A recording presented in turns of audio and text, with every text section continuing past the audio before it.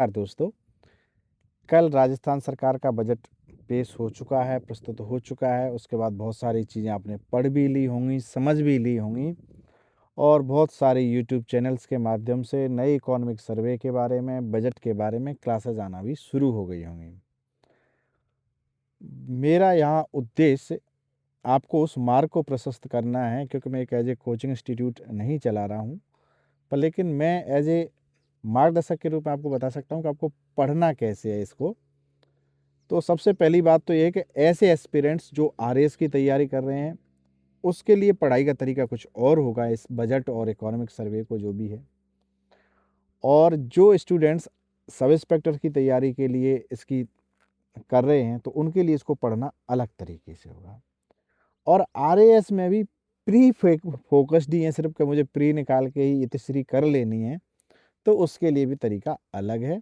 और जिनको अंतिम रूप से चयनित होना है, उनके लिए इसका तरीका अलग है। अब लोगों को डाउट होगा कि सर आप ऐसी बकवासें कर रहे हो, ऐसा कुछ भी नहीं है, सबको एक जैसा ही पढ़ना है। तो ये मैं समझता हूँ शायद एक गलत रणनीति होगी, और यदि मैं इस तरीके की बात भी करता हूँ तो ये आप लोगों के लिए भी और मेरे लिए भी गलत होगा। तो हम सबसे पहले बात बताते हैं कि करना कैसे है। अब कोई व्यक्ति कहेगा कि जैसे फलां कोचिंग के नोट्स हैं या फलां कोचिंग इंस्टीट्यूट्स पे इकोनॉमिक सर्वे अच्छे से पढ़ाई जा रही है, ये आपका बौद्धिक विवेक है, आपका आपका खुद का विवेक है कि आप किस दिशा में पढ़ना चाहते हैं, किस व्यक्ति से पढ़ना चाहते हैं और आपको क्या उसकी पसंद आती है, नहीं आता है मतलब पढ़ना।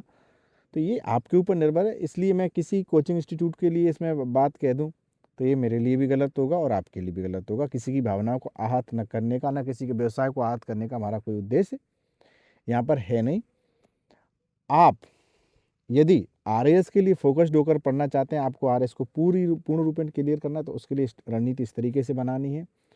और सिर्फ वन डे के लिए करना है तो रणनीति इस तरीके से बनानी है। तो हम सबसे पहले करते हैं कि जिन भी व्यक्तियों को वन डे एग्जाम्स में प्रिपेयर कर रहे हैं और उनको इकोनॉमिक्स पे पढ़ना है, या उनको भी जिनको भी बजट पढ़ना है, तो उसके लिए सबसे बेस्ट वे होता है कि आप किसी कोचिंग इंस्टीट्यूट्स के नोट्स या कोचिंग इंस्टीट्यूट्स की क्लास लें, क्योंकि उसमें लगभग आजकल हर कोचिंग इंस्टीट्यूट्स लगभग 70 से 80% कवर कर लेता है। तो सबसे पहले जब भी आप कोचिंग इंस्टीट्यूट्स पढ़ते हैं तो या उनके नोट्स पढ़ते हैं, उसमें क्या होता है, नंबर एक तो हेल्पफुल रहते हैं, वो हाईलाइटेड चीज़ें रहती हैं उनके पास। दूसरा, वो एग्जाम ओरिएंटेड एमसीक्यूज उपलब्ध कराते हैं। तीसरी बात होती है कि उनकी लैंग्वेज जो होती है ना, वो लगभग हर व्यक्ति की जो लैंग्वेज होती है, आप जब भी पढ़ेंगे मूल प्रति को तो आप देखेंगे उसकी लैंग्वेज बड़ी टफ सी होती है, पर वो सिंप्लीफाइड लैंग्वेज में पढ़ाते हैं।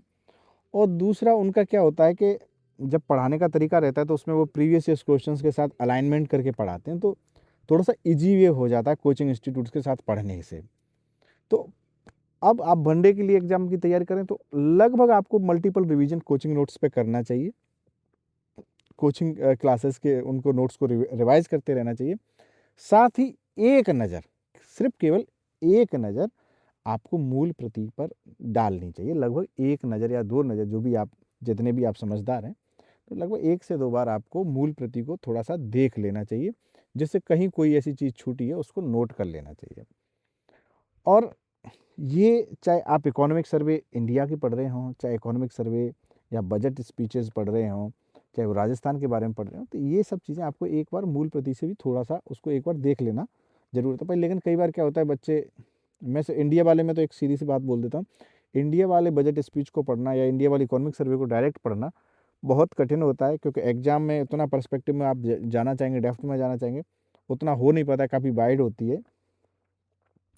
पर अब बात आती है कि जो मेंस के लिए फोकस्ड हैं, तो जिन स्टूडेंट्स को मेंस पर पढ़ना है, उनको मेंस की लिए ज़रूरी होता है कि किसी उस पूरे बजट स्पीच को, पूरे बजट को, इकोनॉमिक सर्वे को, उसके अंदर का विज़न क्या है। यदि आपने विज़न नोट नहीं पढ़ा, बजट स्पीच नहीं पढ़ा, उसको मूल प्रति को समझा नहीं, तो मैं गारंटी दे रहा हूँ कि आपके जो बदलते परिदृश्य में मेंस के एग्ज़ाम में क्वेश्चंस भी छूटेंगे, आपकी जो एबिलिटी है तो उस चीज़ को एक्सप्रेस करने के किस तरीके से उत्तर लेखन करना है, वो भी कहीं न कहीं प्रभावित होगा।